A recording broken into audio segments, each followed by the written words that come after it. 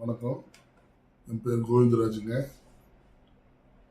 ஒவ்வொரு நிலையிலையும் பார்த்ததுன்னா கடந்த 50 வருஷ காலத்தில் திமுக அப்படிங்கிற ஒரு கட்சி ஆட்சி பண்ணிட்டு இருக்கிறாங்க. அதுக்கப்புறம் ஏடிஎம்கே ஆட்சி பண்ணுறாங்க. ஒவ்வொரு நிலையிலையும் பார்த்தீங்கன்னா இந்த 50 வருஷம் 60 வருஷ காலத்தில் என்ன பண்ணாங்கன்னு கேட்டதுன்னா, அதை பண்ண இதை பண்ண இவ்வளோ வளர்ச்சி கொண்டு வந்தேன், மற்ற மாநிலத்தில் ஒன்றாம் நம்பராக இருக்கிறேன், 2ஆம் நம்பராக இருக்கிறவங்களாம் வரிசையாக சொல்லிட்டு இருக்கிறாங்க. உண்மைதான், இல்லைன்னு சொல்லல. இப்போ எப்படின்னு கேட்டீங்கன்னா, ஒருத்தர் கூப்பிட்டதுக்கு முன்னால் நீ இப்போ எப்படிப்பா இருந்து அப்படின்னு கேட்டால் லட்சாதிபதியாக இருந்து, இப்போ என்னமா இருக்கிறேன்னு கேட்டால் நான் லட்சாதிபதியாக இருக்கிறேன், இதுக்கு முன்னால் எப்படியா இருக்கீங்கன்னு கேட்டால் கோடீஸ்வரனாக இருந்தேன் அப்படிங்கிற மாதிரி தான் சொல்கிறது இருக்குது. இது கரெக்டாக 50 வருஷம் நம்ம தமிழ்நாட்டில் இருக்கிற செல்வங்கள் வேறு எந்த மாநிலத்திலையும் கிடையாது, எந்த ஒரு நாட்டிலையும் இல்லாத அளவுக்கு நம்மகிட்ட எல்லா வளமும் இருக்குது. அதே மாதிரி மக்கள் அவ்வளோ அறிவுபூர்வமான மக்கள். நம்மகிட்ட இல்லாத திறமை எதுவும் இல்லை. இதை வச்சு பார்க்கையில் 50 வருஷத்தில் நம்ம சிங்கப்பூர் மலேசியா அளவுக்கு நம்ம வளர்ச்சி அடைந்த நாடாக இருக்க வேண்டிய இது இருக்கிறோம். இவங்க வந்ததுனாலேயும் இவங்கெல்லாம் இருக்கிறனாலேயும் இப்போ இந்த அளவுக்கு போயிட்டு இருக்குது. 50 வருஷத்தில் என்ன பண்ணான்னு கேட்டதுன்னா, பண்ணினாங்க, இல்லைனாலும் நான் சொல்ல மாட்டேன். என்ன பண்ணாங்க? ஒரு 100 கோடி ரூபாய்க்கு ஒரு திட்டங்கள் அறிவிச்சதுன்னா அதில் அவங்களுக்கு என்ன 40 போக 60% பண்ணினாங்க. அந்த 60% இந்த அளவுக்கு ஒரு பொருளாதார வளர்ச்சி இருக்குதுன்னா, 100% பண்ணியிருந்ததுன்னா நம்மளோட மாநிலம் எந்த அளவுக்கு ஆயிருக்கும் அப்படிங்கிறது நீங்களே கொஞ்சம் சிந்திச்சு பாருங்க. இப்போ பார்த்தீங்கன்னா ஸ்டாலின் சார் இருக்காரு, எடப்பாடி சார் இருக்காரு. நான் அல்லது நீ, அதாவது கலைஞர் காலத்திலையும் சரி, எம்ஜிஆர் காலத்திலையும் சரி, ஒன்று நீ ராஜாவா இரு, இல்லைன்னா நான் ராஜாவா இருக்கிறேன் அப்படிங்கிற சித்தாந்தத்தில் தான் தமிழ்நாட்டில் ஒரு அரசியல் வாழ்க்கையே கொண்டு வந்திருக்காங்க. மற்றபடி காங்கிரஸுக்கு அப்புறம் இந்த திமுக ஆட்சி, திராவிட கழக ஆட்சி தான் நடந்துட்டு இருக்கு.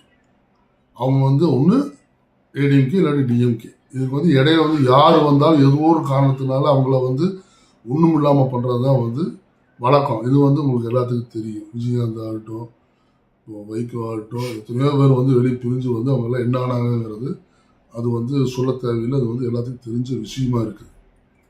இந்த மாதிரி நிலைமையில புதுசா யாராச்சும் வரமாட்டாங்களான்னு சொல்லி ஒவ்வொருத்தரும் ஏங்குறோம். இங்கே தேசிய கட்சி அதுவும் எடுபடல, அது ஏதோ பண்ணி எல்லாம் கூட்டணி போட்டு அது இது பண்ணிடுறாங்க. ஏங்கிறப்ப என்ன நடக்குது நம்ம ஊர்ல? அதாவது ஏடிஎம்கே இருக்காங்க, டிஎம்கே இருக்கிறாங்க.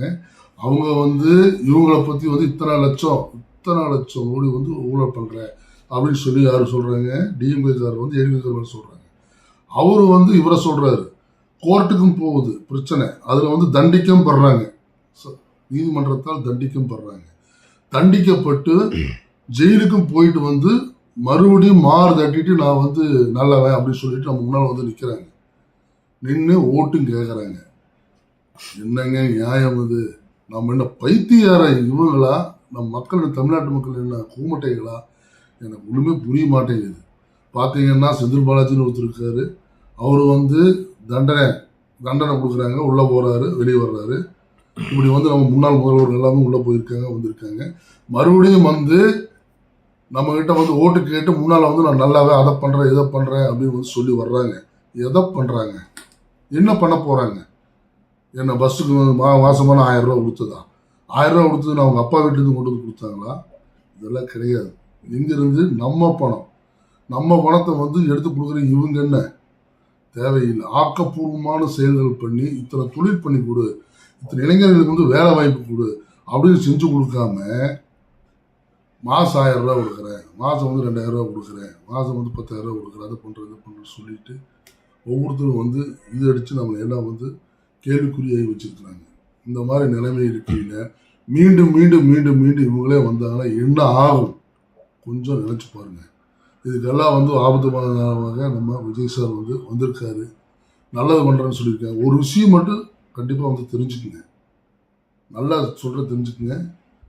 யாராவது ஒருத்தர், எடப்பாடி சார் ஆகட்டும், ஸ்டாலின் சார் ஆகட்டும், வேற எந்த கட்சிக்காராகட்டும், நான் லஞ்சம் வாங்க மாட்டேன் என்ற ஆட்சியில் ஊழல் பண்ண மாட்டேன் அப்படின்னு சொல்லி யாராவது ஒருத்தர் சொல்றாங்களா? 2 பேர்த்துல சொல்லுங்க, நீங்களே சொல்லுங்க. ஊழல் பண்ண மாட்டேன், நான் லஞ்சம் வாங்க மாட்டேன் அப்படின்னு சொல்லி அவங்க 2 பேரும் சொல்கிறாங்களா? இல்லை. அவரை பற்றி இவர் சொல்கிறதுமே இவரை பற்றி அவர் சொல்கிறது தான் வந்து போயிட்டு ஒழிஞ்சு, மற்றபடி வந்து எதுவுமே வந்து ஊழல் பண்ண மாட்டேன், லஞ்சம் பண்ண மாட்டேன், அது பண்ண மாட்டேன், இந்த மாதிரி ஆக்கப்பூர்வமான செயல்பாடுகள் அடுத்தது பண்ண போகிறேன், மெட்ராஸில் மழைநீர் வருது அதுக்கு ஆக்கப்பூர்வமான செயல்கள் பண்ண போகிறேன், இத்தனை பேர் வேலை இல்லாமல் இருக்கிறேங்க இதுக்கெல்லாம் இப்படி பண்ண போகிறேன்னு சொல்லி யாராச்சும் ஒருத்தர் சொல்கிறாங்கன்னா கிடையாது. மக்களை திசை திருப்பும் வேலை என்னமோ அதைத்தான் பண்ணிட்டு இருக்கிறாங்க. மக்களே, மீண்டும் மீண்டும் சொல்கிறேன், தயவு செஞ்சு சொல்கிறேன், எனக்காக வேண்டாம், நான் சொல்கிறதுக்காக வேண்டாம், என்ன விசில் சின்னத்துக்கு வந்து ஓட்டு போடுங்கன்னு நான் சொல்கிறதுக்காக நீங்கள் சொல்ல சிந்திச்சு பாருங்க என்ன நடக்குது. இன்னும் நம்ம வந்து பைத்தியத்தனமாக இருக்க வேண்டாம். என்ன தமிழ்நாடு குட்டிச்சுவராக போயிடும்.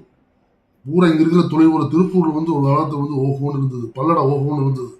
இப்போ பூரா வந்து வடக்கு கொண்டு போயிட்டாங்க, குஜராத்துக்கு போயிடுச்சு. வேறு எத்தனை பேர் வேலை இல்லாமல் இருக்காங்க தெரியுமா? வெளிநாட்டுக்காரன் வந்து வெளியூருக்காரன் வந்து இந்திக்காரன் பூரா வந்து இங்கே வந்து எத்தனையோ பேர் வந்து வாழ்ந்துட்டு இருந்தான். இப்போ அவனும் வந்து அங்கேயே அந்த வேலையை செஞ்சுட்டு பாதியில் வந்து அவன் போயிட்டான். அதனால் வந்து ஒரு புதிய ஒரு ஆட்சியை வந்து நம்ம பார்த்தா தான் வந்து நல்லபடியாக வந்து நம்ம தமிழகம் முன்னேறும், நம்மளும் முன்னேறுவோம், நல்லா இருப்போம். அதனால் வந்து தயவு செஞ்சு சொல்கிறேன், விசில் சின்னத்துக்கு ஓட்டு போட்டு உங்கள் மேலான ஆதரவை வந்து தெரிவிக்கணும்னு சொல்லிட்டு உங்கள்கிட்ட வந்து பணிவுடன் மன்றாடி கேட்டுக்கிறேன். நன்றி.